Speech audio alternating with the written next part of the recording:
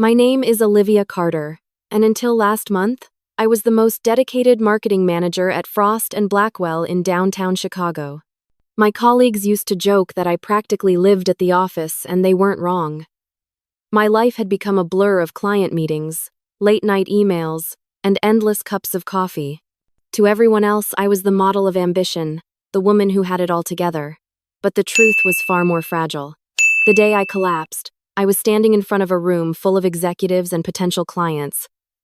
Rehearsed words rolling off my tongue with mechanical precision. Charts and graphs glowed behind me, casting a harsh light that made my pounding headache unbearable. I gripped the podium tighter, forcing myself to keep smiling, determined not to let anyone see the storm raging inside me. And then, suddenly, the floor tilted. The voices around me grew distant, as though they were speaking underwater. My vision narrowed until all I could see were blurred faces and streaks of light. The last thing I remember is my boss lunging forward as I crumpled to the ground. When I woke up, I wasn't in that sleek conference room anymore. I was in a hospital bed, tubes snaking from my arms, monitors beeping steadily beside me. The sterile white walls pressed in on me like a prison, and for the first time in years I felt small, helpless. A doctor leaned over me with kind but firm eyes and explained what had happened. "Miss Carter, you're suffering from severe exhaustion, dehydration, and dangerously low blood pressure. Your body is shutting down from chronic stress and self-neglect." I blinked, trying to process her words. Stress? Exhaustion? I had always told myself those were badges of honor, proof of my commitment. But now, lying weak in a hospital gown, they felt like chains. The doctor added, almost as an afterthought, "We contacted your emergency contacts, your parents. They should be here soon." For a fleeting moment, a flicker of hope warmed my chest. Maybe this would finally be the time my parents showed up. Maybe this health scare would make them realize how much I needed them. I closed my eyes and pictured my mother's worried face, my father's protective hand on my shoulder. But when the nurse handed me my phone later that evening, the reality cut deeper than any physical pain. There were no messages, no missed calls from my parents. Instead, the first thing I saw was a notification from Instagram. My younger sister, Madison, had tagged me in a family photo. With trembling hands, I opened it. There they all were, my parents, my sister, my cousins smiling broadly on the dock of our family's summer cabin in New Hampshire. The golden sunlight glistened off the lake behind them. The caption read, "Family Day without the drama. Number blessed. Number family time. Number no drama." My throat tightened as I stared at the screen. This wasn't some spontaneous get-together. The annual week at the cabin was a tradition planned months in advance, carefully coordinated around everyone's schedules. Only this year, I hadn't been invited. While I lay in a hospital bed, my family had deliberately chosen to gather without me, and worse, my sister had publicly celebrated my absence. The comments below the photo twisted the knife deeper. "So peaceful this year?" my cousin Courtney wrote. My mother replied with a string of heart emojis and, "Perfect day with perfect people." Even my usually stoic father chimed in, "Best lake day in years." No. The monitor beside my bed beeped faster, tracking the surge of my heartbeat. Tears welled up, hot and uncontrollable, blurring my vision until the phone slipped from my hand. Nurse Kelly rushed in, alarmed. "What is it? Are you in pain?" she asked, adjusting the IV line. I shook my head weakly and managed to whisper, "My family, they're all together, and I wasn't even told. They don't want me there." "Less." She glanced at the phone still glowing on the side table, then looked back at me with compassion softening her features. "Sometimes," she said gently, tucking the blanket around my shoulders. "The family we're born into isn't the family that deserves us. But you can build your own with people who actually show up." Her words landed like a quiet truth I had always known but never dared to admit. I turned my face toward the dim hospital window, where the reflection of gray walls stared back at me, hollow and isolating. The rhythmic beeping of machines filled the silence. For the first time in my life, I allowed myself to see my family clearly, not as the people I wished they were, but as they truly were. And that realization hurt more than any IV needle ever could. That night in the hospital stretched on endlessly. The steady rhythm of the heart monitor was the only sound, broken now and then by the squeak of shoes in the hallway. Sleep wouldn't come, no matter how heavy the medication made my body feel. Every time I closed my eyes, I saw that photograph again, my parents and sister laughing at the lake, the caption that called me drama, the comments that twisted like knives. The truth was, this wasn't new. It wasn't the first time I had been excluded, ignored, or quietly pushed aside. It was simply the most undeniable. I thought back to my childhood home in suburban Massachusetts.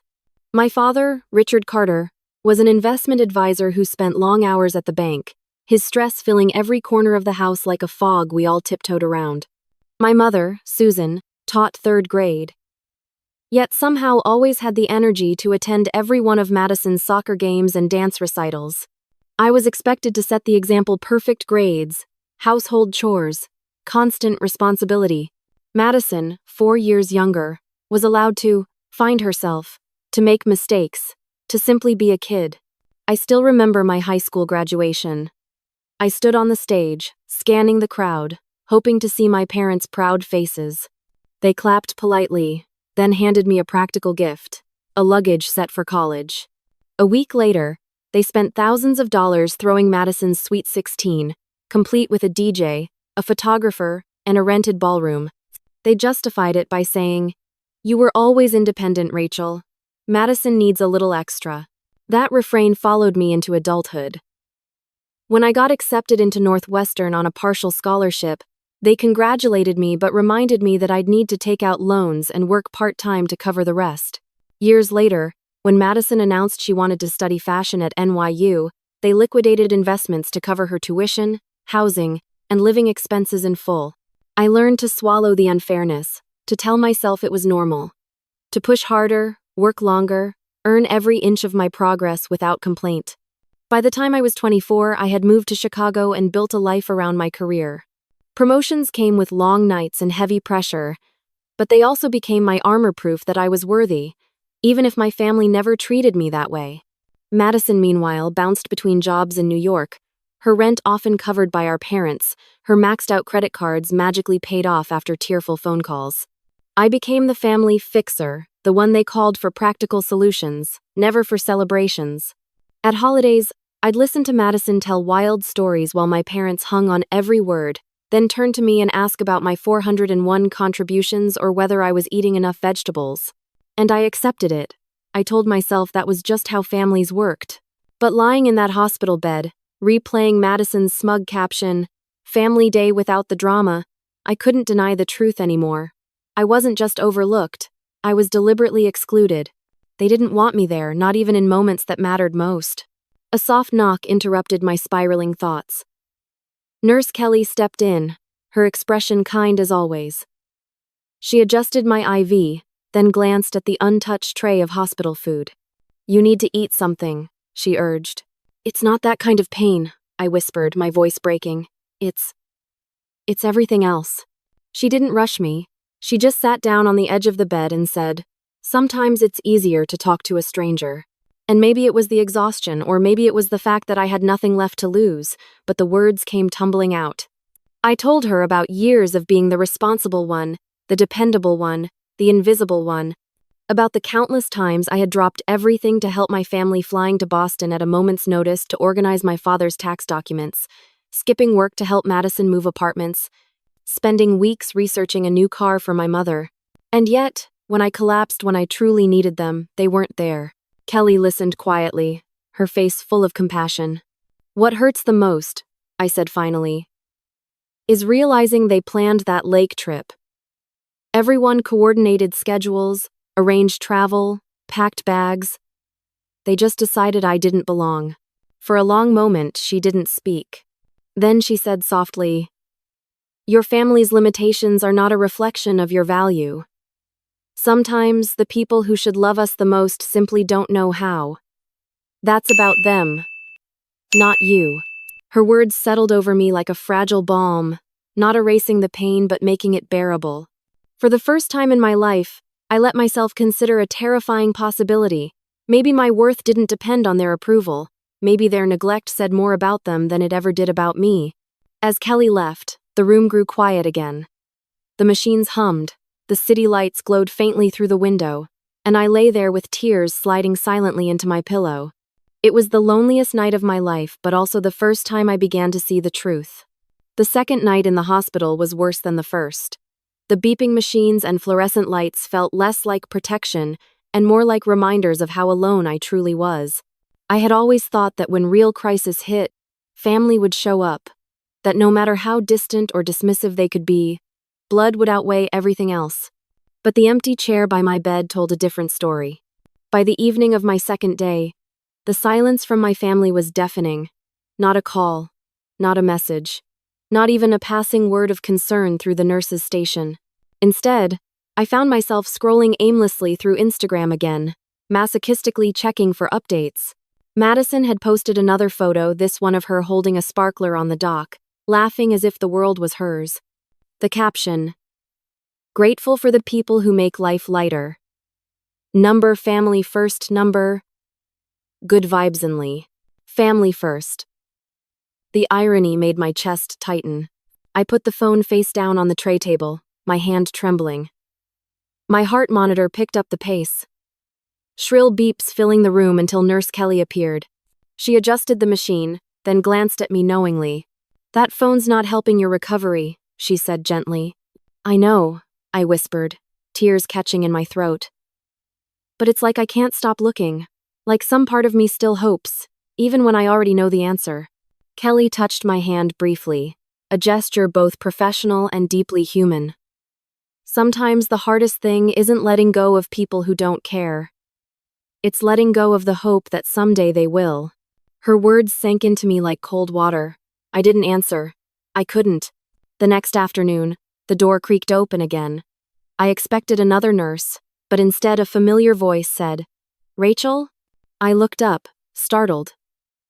It was Emily Parker, our department's project coordinator. She wasn't family, not even a close friend, just a colleague I worked alongside almost daily. She carried a small tote bag and an uncertain smile. "The whole office heard what happened," she said softly, stepping inside. "I thought you might need a few things." Whoa. From the bag, she unpacked items that stopped me cold. A phone charger, dry shampoo, lip balm, a paperback novel, and a pair of cozy socks. Simple things, thoughtful things, things only someone who actually cared about your comfort would think of. My throat tightened. "Emily, you didn't have to do this." "Of course I did," she replied, her tone matter-of-fact. "We're a team. Teams look out for each other." It was such a small statement, yet it cracked something inside me. My own family hadn't bothered to call, and here was someone who owed me nothing showing up anyway. For 30 minutes, Emily sat with me. She told me small updates from the office. Careful to keep the tone light. Avoiding stress. She asked how I was feeling, and for once I answered honestly, terrified, exhausted, like my whole life just cracked open.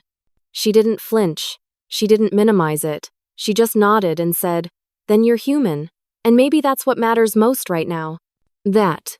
When she left, promising to come back in a few days, I felt something I hadn't felt in years seen, not for what I could provide, not for how useful I was, but simply for existing. That night, when my phone buzzed again with Instagram notifications, I resisted the urge to look. For the first time, I didn't participate in the charade of family harmony.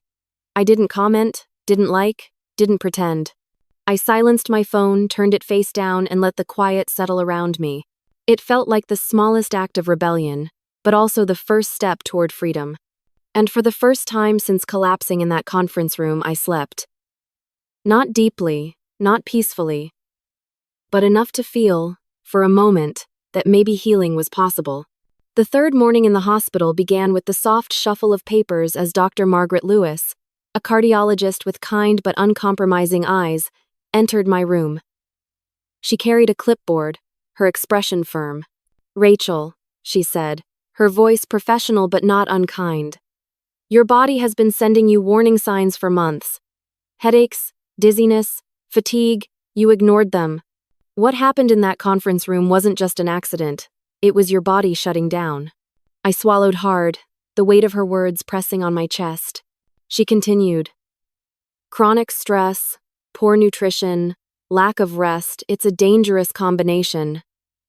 You're young, but you're already showing signs of cardiovascular strain. If you don't make significant lifestyle changes, the next collapse might not be something you walk away from. Her words hit me harder than the IV needle had. I wanted to argue, to promise her I'd slow down after the next deadline, but I couldn't. I knew she was right. She placed a hand on the bedrail, her tone softening. You need to take this seriously. Rest. Eat. Sleep. And above all, reduce your stress.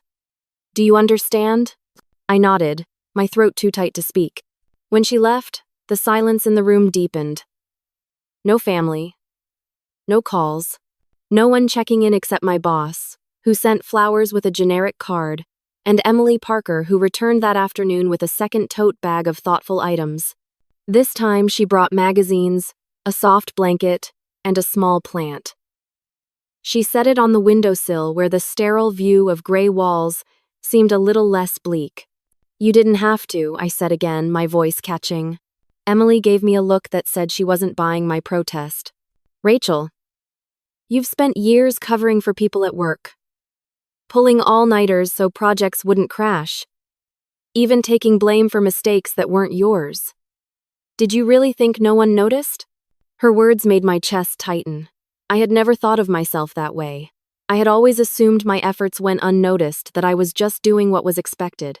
Sometimes, she continued, people don't say thank you because they don't know how. But that doesn't mean your effort hasn't mattered. You matter. I blinked hard, tears threatening again. It was such a simple phrase, but it unraveled me. I had spent my entire life chasing scraps of validation from my parents, measuring my worth by my utility. To hear those words from someone outside my family, someone who owed me nothing, felt like a lifeline thrown across a chasm. That night, for the first time since I collapsed, I didn't check Instagram. I didn't scroll through Madison's curated life or reread my mother's heart emojis. I set my phone aside, pulled the blanket Emily had brought up to my chin, and allowed myself to rest. The days blurred together after that. Nurses checked vitals, medications dripped steadily through IVs, and Dr. Lewis stopped by daily to reinforce her warnings. Still, no family appeared. The empty visitor chair became a symbol, stark, undeniable proof of where I stood in their world. On the third evening, Emily returned once more. She couldn't stay long, but she chatted with me about nothing in particular, the latest office gossip, a funny commercial she'd seen, her favorite takeout spot near my apartment. For 30 minutes, I felt human again.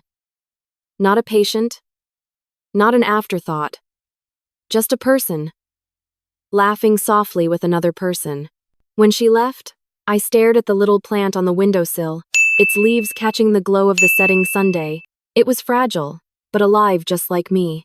And for the first time, I dared to wonder if maybe, just maybe, there could be a life beyond chasing love from people who would never give it.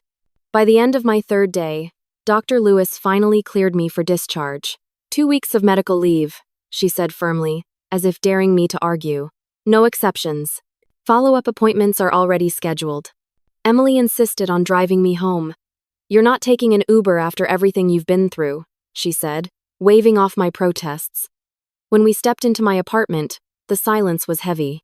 It looked the same as when I had left, floor-to-ceiling windows framing Lake Michigan, counters spotless, fridge nearly empty, but it felt foreign, like a museum of the life I'd been performing rather than living. Emily unpacked my hospital bag, arranged my medications on the counter, and threw open the windows to let in fresh air. When was the last time you actually cooked in here? She asked, wrinkling her nose at the barren fridge. I can't remember, I admitted. She ordered groceries on her phone before I could object. Doctor's orders include nutrition. Consider this non-negotiable. Her kindness made my throat ache. I wasn't used to being cared for. Not like this. That night, after she left, the apartment felt painfully quiet. I sat on the couch, wrapped in a blanket, listening to the hum of the city outside. For the first time in years, there were no deadlines, no emails demanding attention, just silence and the uneasy truth I was trying to face. By morning, I felt well enough to pick up my phone. I had silenced it in the hospital, avoiding the constant buzz of notifications. Now, as I powered it on, the screen lit up with an avalanche. 36 missed calls, 22 voicemails, 47 text messages. My heart stuttered, a wave of dread tightening my chest. But as I began scrolling, the pit in my stomach deepened. Not a single message had come while I was in the hospital. All of them, every call, every voicemail had started just the previous evening. From my father. From my mother. From Madison. The first voicemail was my mother's cheerful voice, as if we'd spoken yesterday. "Rachel, honey, call me back when you get this. We've got a little situation with Madison's boutique, and we really need your financial expertise." The next messages grew more frantic. My father explained that they had invested nearly all of their retirement savings, $60,000, into Madison's boutique. The business was collapsing, creditors were circling, and the landlord was threatening eviction. Message after message piled on. My mother sobbing. My father pleading. Madison's angry voice, sharp and accusing. "I can't believe you're ignoring us when we're in crisis. So typical of you, Rachel, to disappear when family actually needs you." And then came the final voicemail from my father, his tone clipped with urgency. "Rachel, we need you to transfer $15,000 immediately to cover the loan payments while we sort this out. Just a short-term loan. Call me back right away." I stared at the phone in disbelief, my body trembling. $15,000. Nearly my entire emergency fund. Money I had saved carefully over years of skipped vacations, secondhand furniture, and long nights at the office. Money meant to be my safety net now expected to patch over their reckless choices. Not once did they mention my hospitalization. Not once did they ask if I was okay. My chest tightened, the edges of my vision blurring, just as Dr. Lewis had warned. Stress was already clawing its way back, threatening to undo everything. I dropped the phone onto the couch and clutched the blanket around me, forcing deep breaths until the dizziness passed. The old instinct kicked in, the desperate urge to fix it. To be the dependable daughter, the problem solver, the one who came through no matter what. My fingers itched to call back to say, "Of course, I'll help however I can. Night." But then Emily's words echoed in my mind. "Did you really think no one noticed?" And Kelly's quiet truth. "Their limitations aren't a reflection of your value." For the first time, I let myself see it clearly. My family hadn't ignored me because they were busy. They hadn't left me out of the cabin trip because of an oversight. They had chosen. And now they were choosing again, not to ask about my health, but to demand my savings. A wave of anger unlike anything I'd felt before surged through me. Not hot, reckless anger. Cold, clarifying anger. The kind that stripped away every excuse I had ever made for them. I picked up the phone, started drafting a text. "I'll see what I can transfer." My thumb hovered over the keyboard. And then, slowly, deliberately, I hit delete. Instead, I set the phone down, walked to the kitchen, and made myself a cup of tea. My hands were still shaking, but my chest felt lighter than it had in years. It was the smallest act of defiance. But it was also the first real step toward freedom. On the 5th morning after leaving the hospital, I was startled awake by a loud, insistent knocking. The sound echoed through my quiet apartment, sharp and impatient. Still weak from recovery, I pulled on my robe and shuffled to the door. Through the peephole, I froze. My parents, Richard and Susan Carter, stood in the hallway, their expressions tight, brows furrowed. They had driven 5 hours from Boston to Chicago unannounced. My heart pounded, that familiar mix of dread and longing colliding in my chest. I opened the door slowly. My mother gasped when she saw me, thinner, pale, shadows under my eyes. "Rachel, you look terrible. Have you been sick?" The question landed like a cruel joke. Sick? I had collapsed at work, spent 3 days in the hospital, and they were only now realizing something was wrong. "Yes," I said evenly, though my voice shook. "I was in the hospital last week." Collapse during a presentation. Severe exhaustion, dehydration, dangerously low blood pressure. They used my personnel file to call my emergency contacts. But you never came. My mother's eyes flickered with guilt before she smoothed it away. My father cleared his throat, shifting impatiently. We've been calling you for days, Rachel. Why haven't you answered? No concern, no apology, just irritation that I hadn't responded. I stepped aside, motioning them in. Come in. We should talk. They entered, glancing around my apartment with the same critical eyes they had always used, judging the furniture, the emptiness, the life I had built without them. My mother began fussing with items on the coffee table, straightening a stack of books as if tidiness could fix the mess we were about to unravel. We wouldn't have had to come all this way if you'd just picked up the phone, my father said, lowering himself onto the couch. This is a family emergency, Rachel. Your sister's business is failing. We need your help to salvage it. There it was. Not how are you? Not we were worried. Just we need you. I remained standing, gathering what strength I had. When did you make this investment? About 6 months ago, my father said.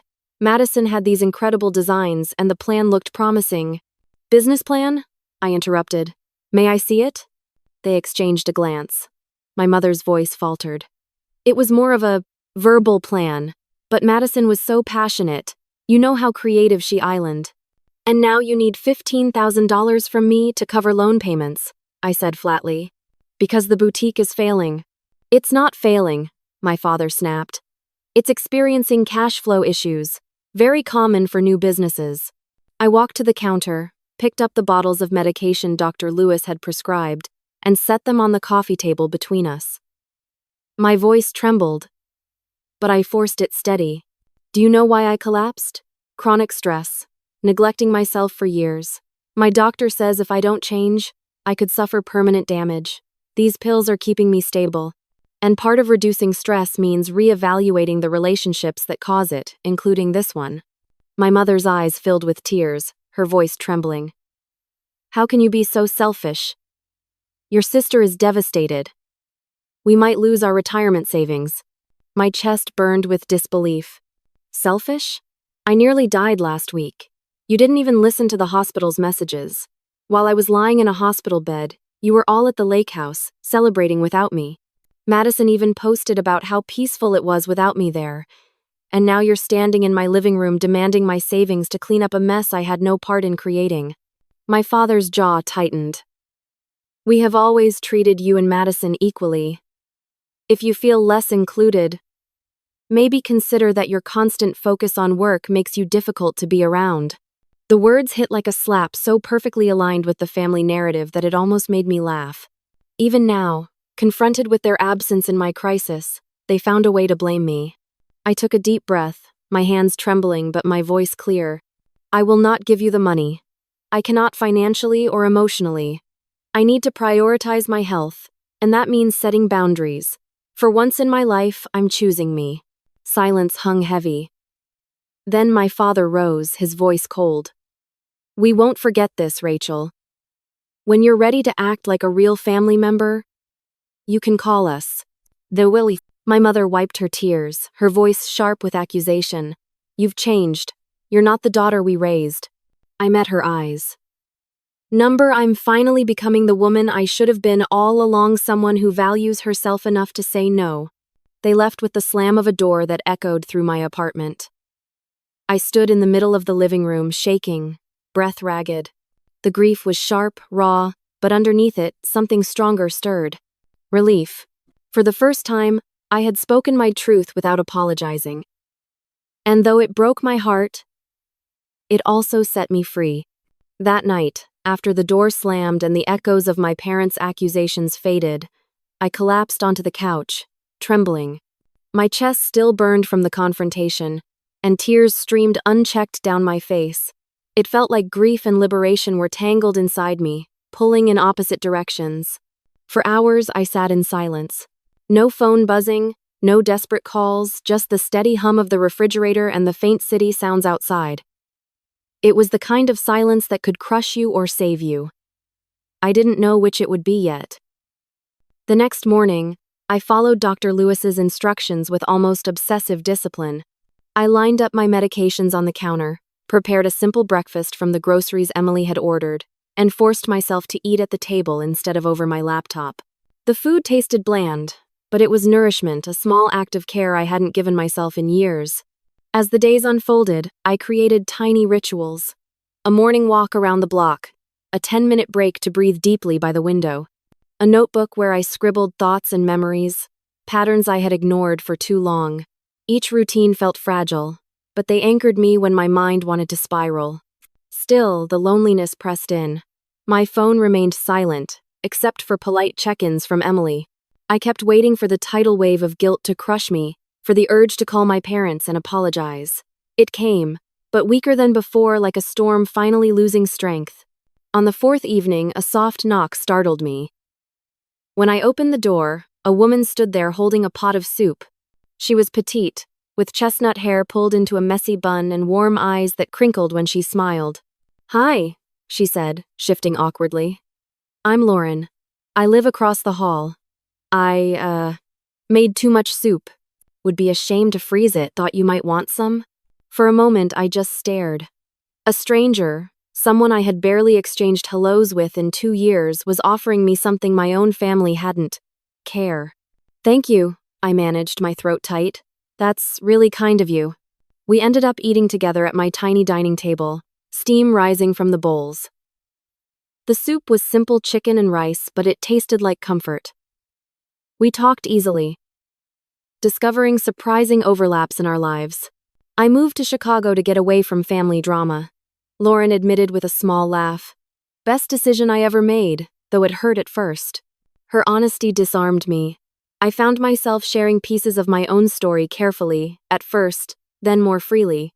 She didn't judge, didn't interrupt, just listened with quiet understanding. By the time she left, I felt lighter. The apartment, once suffocatingly quiet, seemed to hold warmth for the first time. The following week, Emily checked in again, bringing a paperback novel and insisting I text her if I needed anything. Lauren stopped by with banana bread. For the first time in years, I had people showing up not because I was useful, but because they wanted to. One evening, as I sat on my balcony sipping tea, I noticed a sliver of Lake Michigan visible between the buildings. I had lived here for 5 years and never once taken the time to notice it. The water shimmered under the setting sun, and for the first time I allowed myself to simply breathe.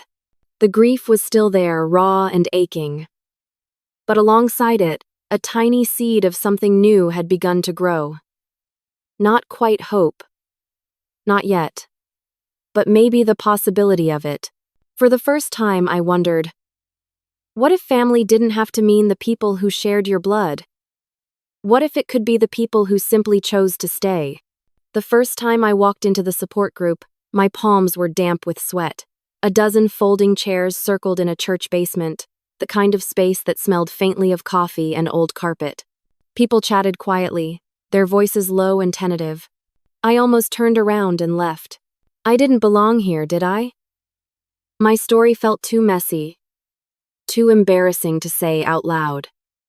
But then a woman across the circle caught my eye and gave me a small, encouraging smile.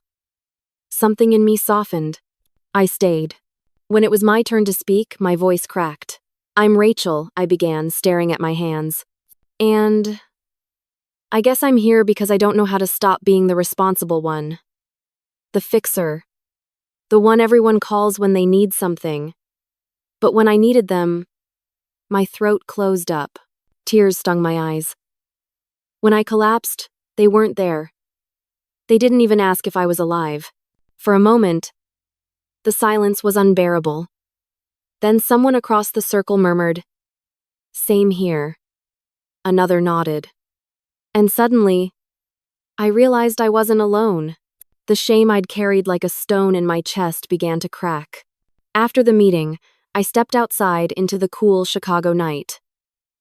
For the first time, I felt lighter not because anything had changed, but because I knew my pain wasn't singular. Others had lived it, survived it, even healed from it. Maybe I could too. The next week, I sat across from Dr. Daniel Brooks, a psychologist with kind but steady eyes. His office was warm and uncluttered, bookshelves lined with titles on family systems, grief, and resilience.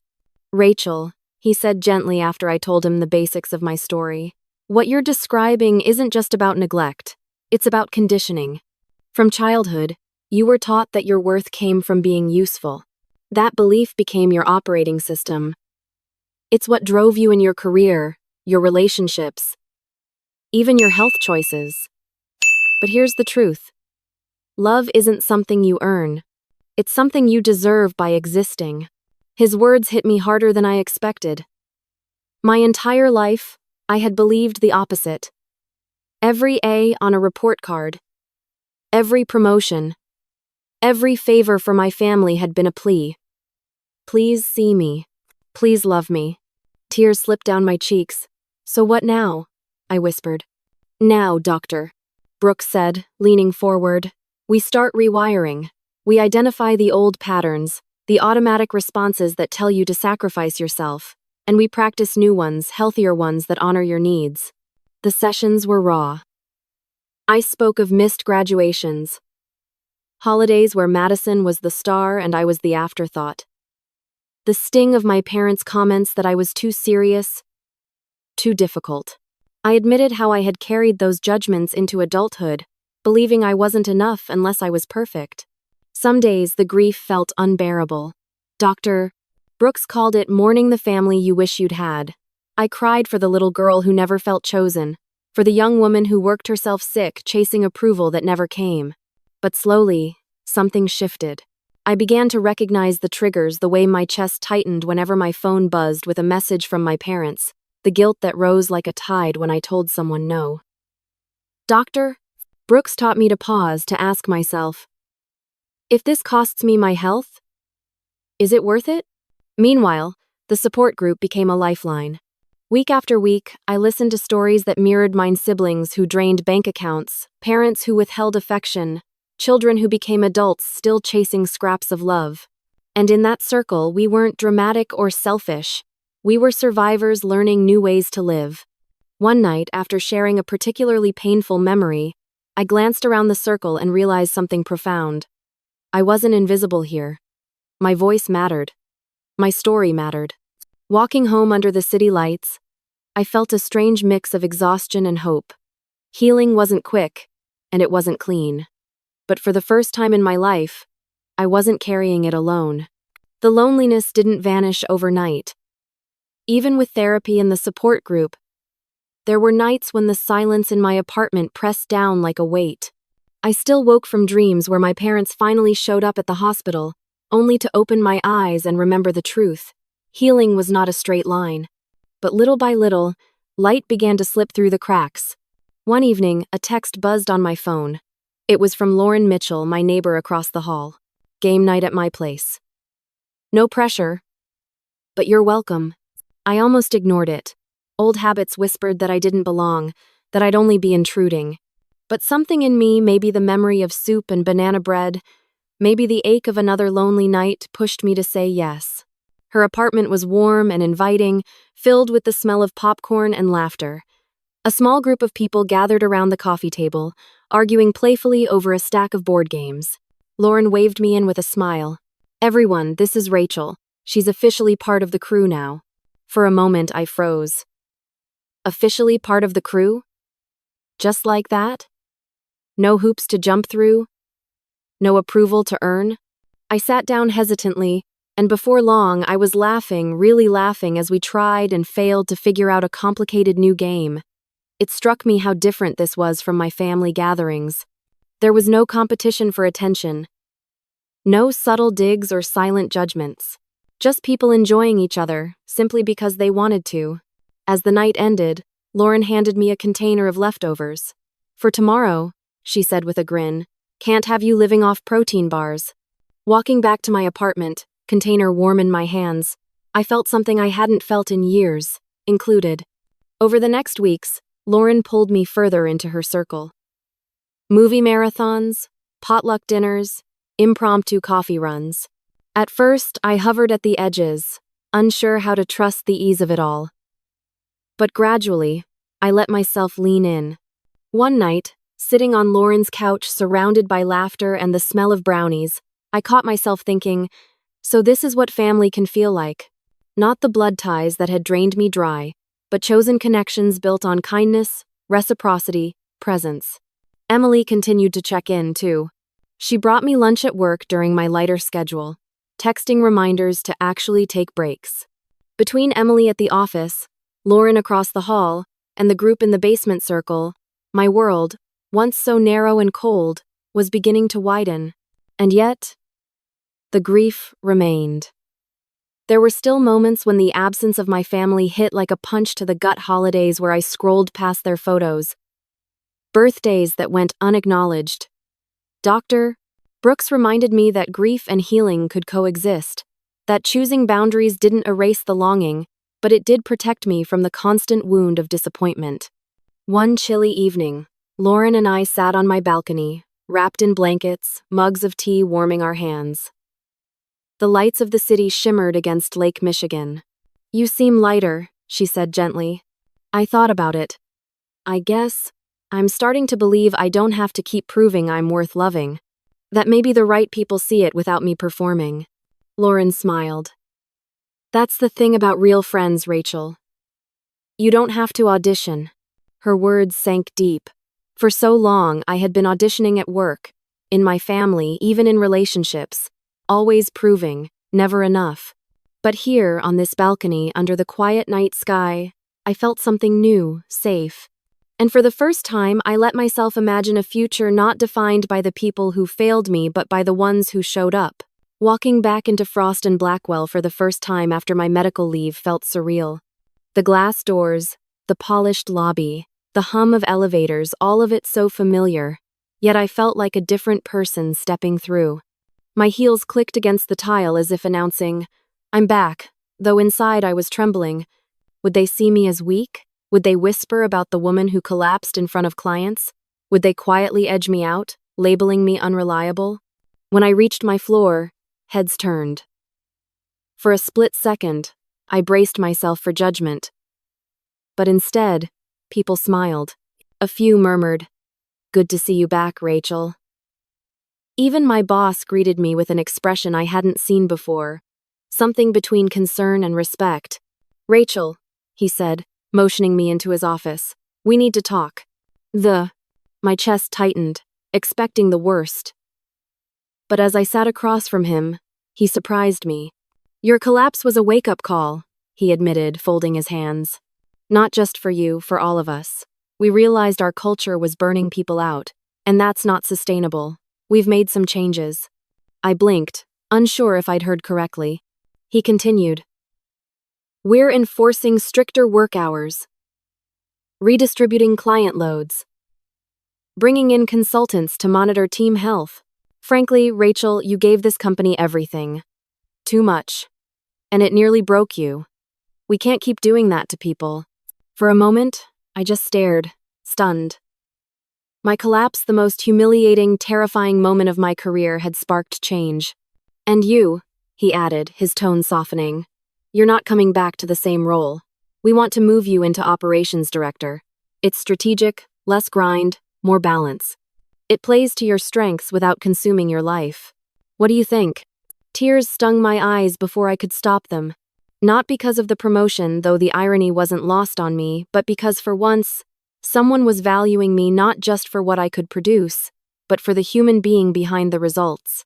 I'll need to set boundaries," I said carefully, voice trembling. "I can't go back to 70-hour weeks. I need time for my health." My boss nodded. "Good. That's exactly what we want. Sustainable excellence, Rachel. Not sacrifice." The words felt foreign and revolutionary all at once. That afternoon, I sat at my desk, sunlight streaming through the windows. Emily popped by, dropping a smoothie on my desk. "Doctor's orders," she teased. Her presence, steady and consistent, grounded me. As I sipped, I glanced around the office, the same walls, the same screens, but everything felt different. Or maybe it was me. I wasn't here to prove my worth anymore. I was here to contribute, yes, but not at the cost of my body or soul.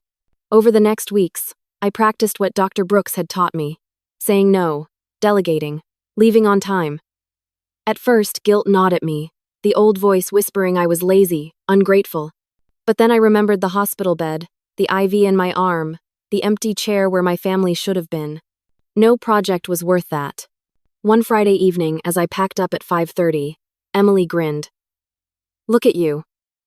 Leaving with the sun still out. I laughed, a little shaky but proud. Feels strange, good strange. Then, walking out into the golden light, I realized this wasn't just about work. It was about life. About refusing to run myself ragged for people who would never see it, while ignoring the ones who showed up quietly, consistently, without demand.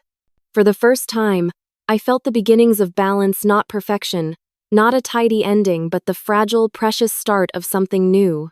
And as I rode the train home, watching the city lights flicker past, I thought, maybe this is what healing really looks like. Not erasing the scars, but living differently because of them.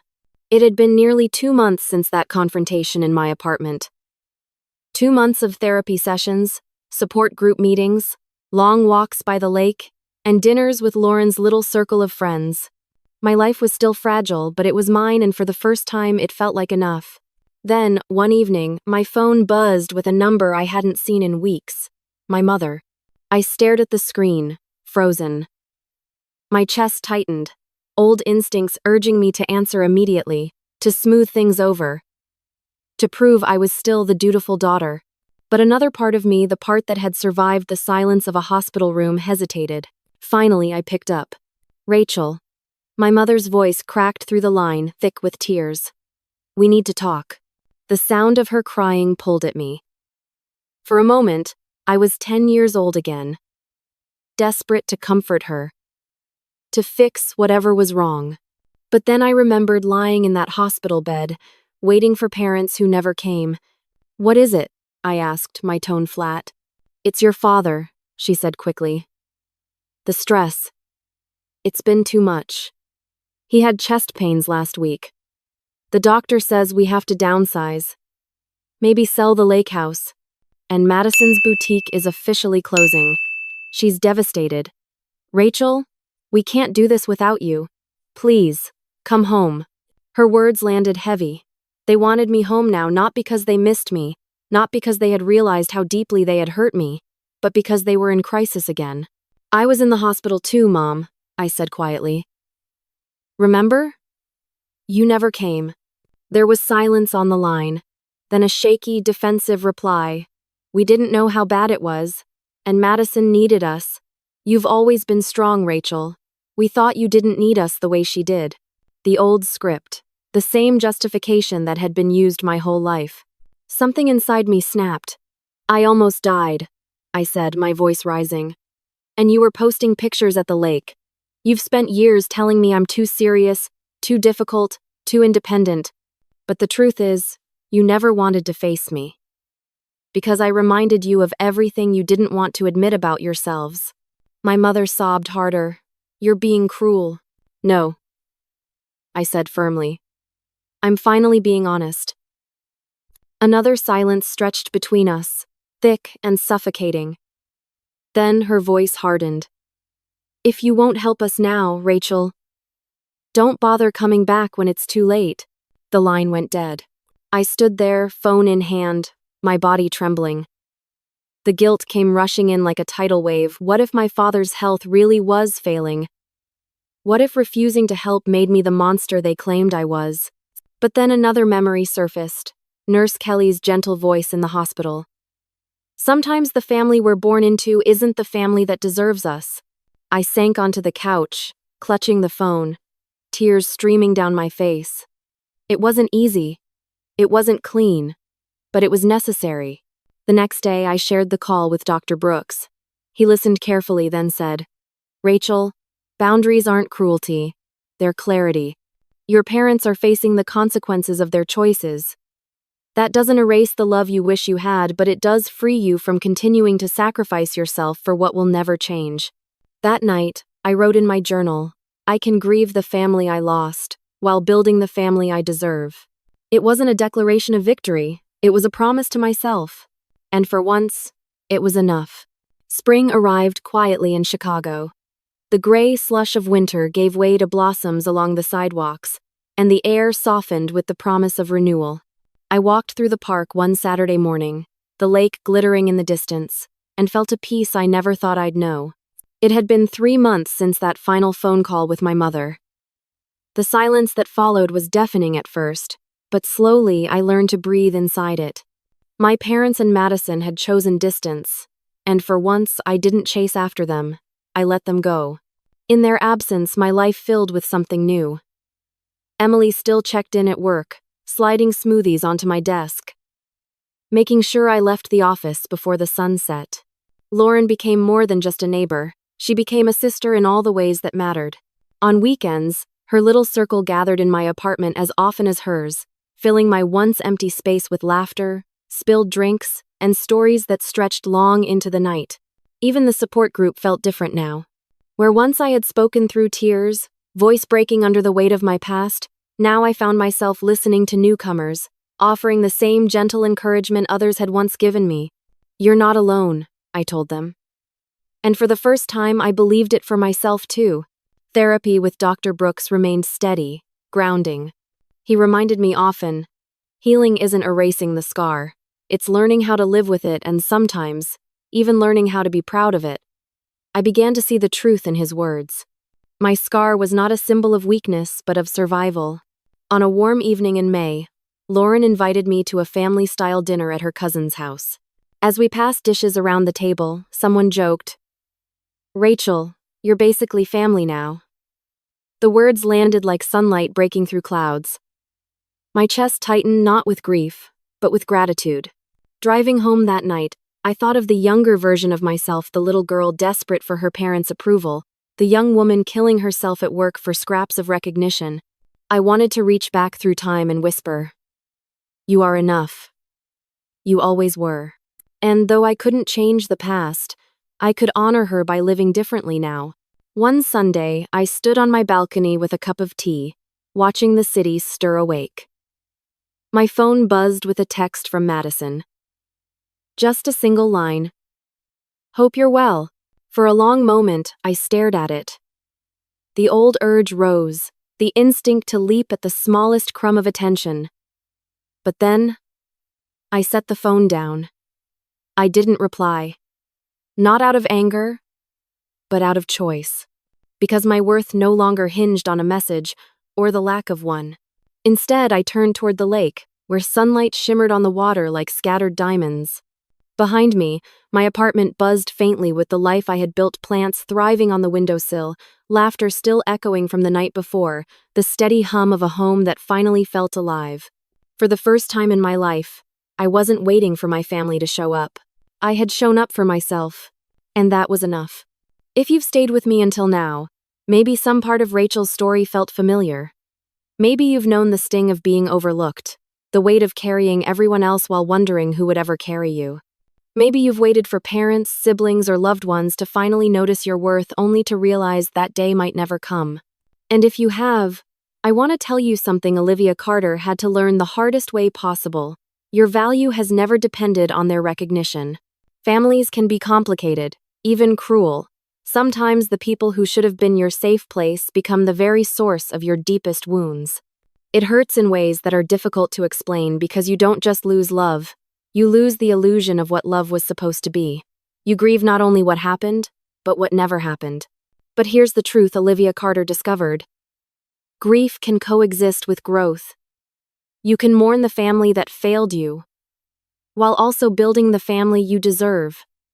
The two don't cancel each other out.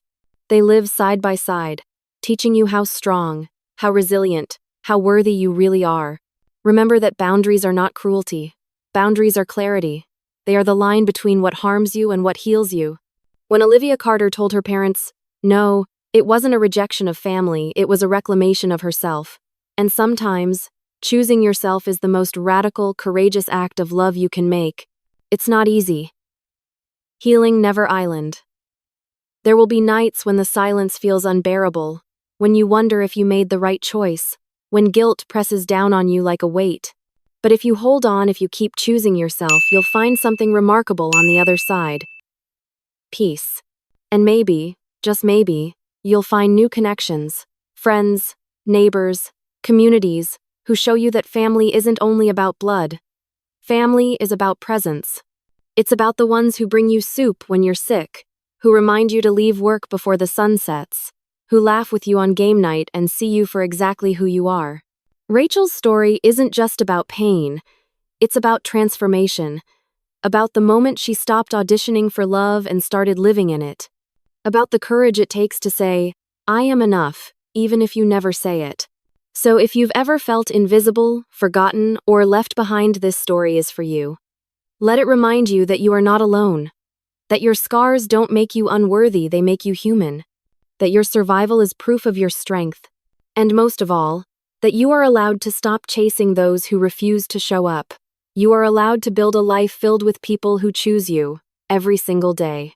Because at the end of it all, the greatest gift you can give yourself is the one Olivia Carter finally claimed, the freedom to say, I am here, I am whole, and I am enough.